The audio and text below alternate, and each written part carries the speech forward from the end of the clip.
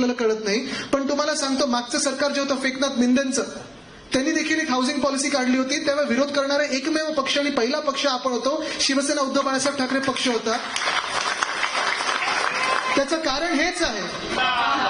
कारण हेच आहे की त्यांनी कोळीवाड्याला डेव्हलपमेंट करायचं, ठीक आहे, विकास झाला पाहिजे, पुनर्विकास झाला पाहिजे, सगळ्यांना चांगली घरं मिळालीच पाहिजेत.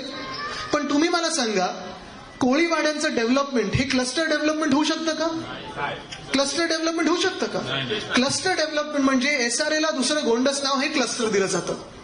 जे आता आपले एकरांवर पसरलेले कोळीवाडे आहेत, जे बैठे घरं आहेत, आपली बंगले आहेत, आपल्या ज्या काही इमारती आहेत, आपल्या वास्तू ज्या आहेत, जी मंदिरं आहेत, जे धर्मस्थळं आहेत, तुम्ही मला सांगा, क्लस्टरच्या नावाखाली तुम्ही 305 मध्ये जाऊ शकता का?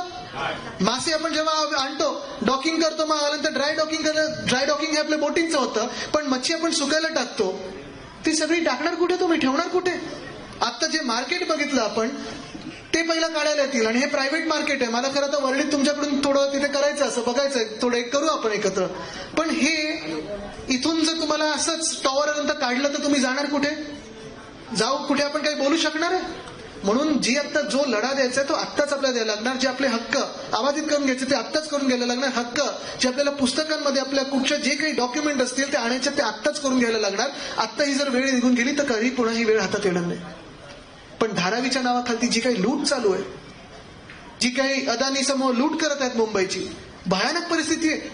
मला माहित नाही तुम्हाला इथे किती लोकांना माहिती आहे, पण आपलं धारावी जे साधारणपणे 300 एकरवर पसरलेलं आहे, पुनर्विकास करायचा आहे. अनेक वर्ष मी ऐकतोय, कारण मी शेजारी असल्यामुळे अर्थात ऐकत असतो. पुनर्विकास झाला पाहिजे, 100% झाला पाहिजे, चांगली घरं मिळाली पाहिजेत, रस्ते चांगले मिळाले पाहिजेत. आता अनेक लोक मला सांगत होते, आमच्याकडे पाण्याच्या लाईनचा प्रॉब्लेम आहे, गटाराच्या लाईनचा प्रॉब्लेम आहे, ते नीट झालंच पाहिजे. पण हे होताना विकास आपला होतोय की अदानी समूहाचा होतोय, हा देखील आपण लक्षात घेतला पाहिजे. कदाचित आपलं सरकार असताना जेव्हा आपण टेंडर काढत होतो, तेव्हा कदाचित अदानीला मिळालं असतं, कोणाला दुसऱ्याला मिळालं असतं, मिळू शकलं असतं. पण जे काही लूट चालू आहे ती आपण करू दिली नसती. तुम्हाला माहितीये काय काय लुटतात हे लोक? तुमचा विकास करणार हे सांगून, आपल्या धारावीचा विकास करणार सांगून अदानी काय काय मुंबईतून घेऊन जातात माहितीयेत का? मुंबईमध्ये आपली 300 एकरच्या धारावीचा पुनर्विकास करण्यासाठी बाजूला 250 एकरचा प्लॉट दिलेला आहे. आता एवढं जर पाहिलं तर तेवढंसं पुरेसं आहे, पण ते नाही ऐकायचं, भूक त्याच्यावर भागत नाही. हे 540 एकर म्हणजे 300 एकर प्लस 250 एकर हे तर मिळालेच आहेत धारावीमध्ये. त्यांना बाहेर देखील अजून 600 एकर मिळालेत. कुर्ल्यामध्ये, मुलुंडमध्ये, विक्रोळीमध्ये, घाटकोपरमध्ये, मिठागरामध्ये, डम्पिंग ग्राउंडवर, आणि जिथून इथून सगळ्या लोकांना जे पाठवणार आहेत ट्रान्झिटच्या नावाखालती किंवा रिहाबच्या नावाखालती, ते कुठे पाठवणार आहेत माहितीये का? कचऱ्याच्या ढिगाऱ्यावर, देवनारमध्ये. बरं, तो ढिगारा साफ करायला मुंबई महानगरपालिकेकडून जागा हडपली तर हडपली, पण मुंबई महानगरपालिका म्हणजे तुमचे आमचे पैसे वापरून तो ढिगारा साफ करणार कोण? अदानी. कंपनी कोणाची? अदानीची. जमीन कोणाची? अदानीची. कचरा कोणाचा? अदानीचा. आता तो साफ कोण करणार? मुंबईकर करणार.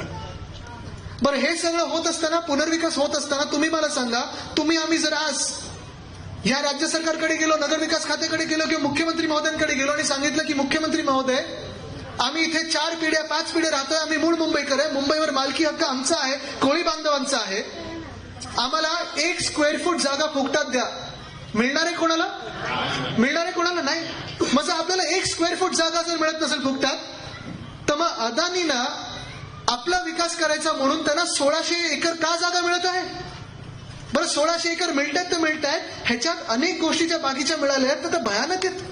कुठेही विकास करत असताना ज्यांची जमीन असते त्यांना आपल्याला प्रीमियम भरायला लागतो. तसं पाहायला गेलं तर धारावीमध्ये जवळपास 70% जमीन ही बीएमसीची राहिलेली आहे. पण बीएमसी कडून ह्यांनी असं एक कारभार करून घेतला. शब्दातही आपण महापौर होता, आपल्याला देखील माहिती आहे की कुठचाही बीएमसी मध्ये कायदा पास करत असताना जनरल बॉडीमध्ये जायला लागतं, नगरसेवकांची मान्यता लागते, मग कमिट्यांची मान्यता लागते, महापौरांची मान्यता लागते. पण 3 वर्ष ह्यांनी निवडणुका ह्याचसाठी घेतल्या नाहीत, कारण ह्यांना अदानीचं सेवा करायची होती, मुंबईची सेवा नव्हती करायची. ह्यांनी मुंबई महानगरपालिकेमधून, तुम्हाला हैराण होईल तुम्ही ऐकून, धारावीचा विकास करण्यासाठी जो प्रीमियम लागतो 7,500 कोटीचा, तो देखील माफ केलाय. हा प्रीमियम येणार होता, तो मुंबई महानगरपालिकेच्या तिजोरीत येणार होता. हा प्रीमियम येणार होता, ह्याच्यातून आपल्याला मोफत अनेक गोष्टी, मग दवाखाने असतील, शाळा असतील, बस सेवा असेल, रस्ते बांधणं असेल, फुटपाथ बांधणं असेल, पाण्याचा पुरवठा असेल, विजेचा पुरवठा असेल, हे सगळं करण्याचं जे एक आपल्याला साधन मिळतं, तेच यांनी आपल्याकडून हिसकावून घेतलेलं आहे. टीडीआरचा घोटाळा असतो, कुठेही तुम्हाला इमारत बांधायची असते, एफएसए संपल्यानंतर टीडीआर घेतो.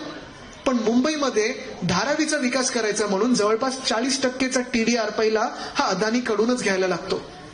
मग मला तुम्ही सांगा, जर अदानीना 1600 किंवा 1700 एकर आता मुंबईत जागा फुकट मिळत असेल, जर अदानीला 7,500 कोटीचा प्रीमियम फक्त बीएमसी माफ करत असेल, बाकीचे प्रीमियम तर वेगळेच, जर अदानीला पहिले 40% टीडीआर आपल्याला कंपल्सरीली भरायलाच लागत असेल, जर अदानीला जवळपास हे सगळं मोकळं करून आपल्याला बाहेर ढकलून 300-400 एकर तर इथे बाकी सगळीकडे अनेक ठिकाणी सेल टॉवर बांधायला आणि लाखो कोटी कमवायला जर पैसे मिळत असतील, मग धारावी मधल्यांनी जर सांगितलं की आम्हाला धारावी मध्येच राहायचं, इथेच आमचा पुनर्विकास झाला पाहिजे, तर काही आपण चुकीचं वागतोय का? हा लढा ह्याच्यासाठी आहे, हा लढा ह्याचसाठी आहे. कारण जेव्हा मी कुंभारवाड्यात गेलो किंवा आज कोळीवाड्यात आलो, मी लेबर कॅम्पमध्ये गेलो, परत एकदा मार्केटमध्ये येणार आहे, हे सगळ्या गोष्टी असताना मी एवढंच विचारत आहे, अदानी समूहाला असेल, आणि अदानी म्हणजे वैयक्तिक भांडण नाहीये, पण ग्रुपशी भांडण, जे कोणी माझी मुंबई लुटेल त्यांना मी लढणार म्हणजे लढणारच. आज मी त्यांना विचारत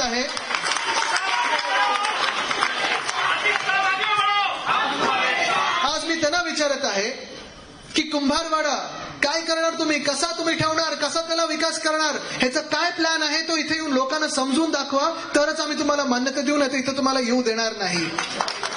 आमचा कोळीवाडा मुंबई कोळी बांधवांची आहे, या कोळीवाड्यात तुम्ही सांगितलं पाहिजे की या कोळीवाड्याचा विकास कसा होणार आणि इकडेच राहून आमचा विकास कसा होणार, आमच्या बोटी कशा इथे लागणार, आमचं मच्छी मार्केट इथे कसं राहणार, नाही तर तुम्हाला इथे पाऊल ठेवू देणार नाही.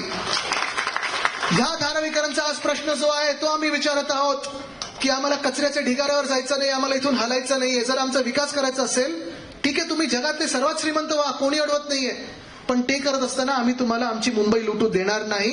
इकडे जर विकास करायचा असेल तर प्रत्येक धारावीकराला पात्र करून इथेच घर मिळायला पाहिजे, नाहीतर तुम्हाला पाऊल ठेवू देणार नाही. जो धोका आपल्या समोर दिसत आहे, आता मला येताना एक आजीनी मध्ये थांबवलं, माझे हात पकडल्याने मला सांगितलं, तुझ्या आजोबांनी सांगितलेलं की इकडच्या कोळीवाड्यावर आम्ही संकट येऊ देणार नाही. मी आजींना तेच सांगितलं की मी मुद्दा म्हणून त्याच्यासाठीच आलोय, तोच शब्द पाळायला आलोय, माझ्या आजोबांचाच शब्द पाळायला आलोय. त्या मुंबईकडे कोणी वाकड्या नजरेने पाहिलं तर त्यांना हाणून पाळायला आलोय, म्हणून मी तुमच्यामध्ये आलेलो आहे. काका मोबाईल घालती.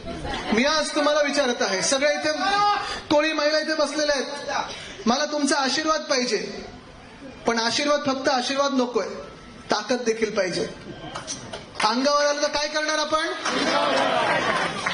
इथे शिंग नाही, अजून काहीतरी असतं.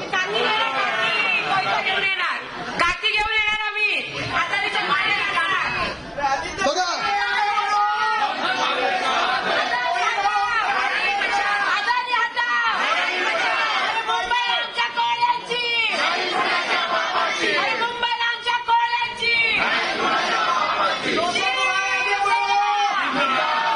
ही ताकद आपल्याला दिसलेलं पाहिजे, कारण हेच भाजपचं सरकार आहे, हेच मिंदेंचं सरकार आहे, जे प्रत्येक कोळीवाड्यावर हेच संकट आणत होतं क्लस्टरचं, ते आपण पळवून लावलं. ससून डॉकवर बीपीटीने नोटीस पाठवली होती, तेव्हा देखील अनिल देसाईजी असतील, अरविंद सावंतजी असतील, आम्ही सगळेच, आपले कृष्णा पावळे दादा, सगळेच तिकडचे आमचे स्थानिक संतोष शिंदेजी होते, आम्ही देखील तिथे मोर्चा काढला आणि मंत्री महोदयांना भाग पाडलं बोलायला की आम्ही तुम्हाला इथून निघू देणार नाही, तिथे कोळ्यांचीच जागा आहे, ती आपली तशीच राहिली पाहिजे. ससून डॉकसाठी आपला मोठा लढा झाला, तो देखील यशस्वी झालेला. आणि आता लढा हा एवढाच महत्वाचा जेवढा संयुक्त महाराष्ट्राचा लढा होता, हा लढा धारावीचा आपल्या अस्तित्वाचा लढा आहे, मुंबईच्या अस्तित्वाचा लढा आहे. मला तुमच्याकडून एकच पाहिजे, जर चांगलं काही होत असेल तर ठीक आहे, आपण वाकडं जायचं नाही, पण आपल्या वाकडं कोणी येत असेल तर त्याला सोडायचं नाही. ठरलं आपलं? नक्की? चला मग मी तुम्हाला एवढंच सांगतो की तुम्ही जर ठाम राहिलात, मी जे तिथे कुंभारवाड्यात सांगितलं की वेगळं वेगळं करण्याचं काम करतील, आपण विखुरले जाणार आहोत. आपल्यामध्ये आमिष दाखवण्याचा प्रयत्न करतील, काही लोकांना बोलवतील, काही सोसायट्यांना बोलवतील, बघा एवढे पैसे देतो, एवढ्या खोल्या देतो, कोणी निघून जाणार आहे? जोपर्यंत धारावीचा विकास धारावीला जसा पाहिजे तसा होत नाही, तोपर्यंत आपण हलायचं नाही, लढत राहायचं आणि जिंकायचं म्हणजे जिंकायचंच, ही शपथ घेऊन पुढे निघूया. धन्यवाद. जय हिंद, जय महाराष्ट्र, वंदे मातरम.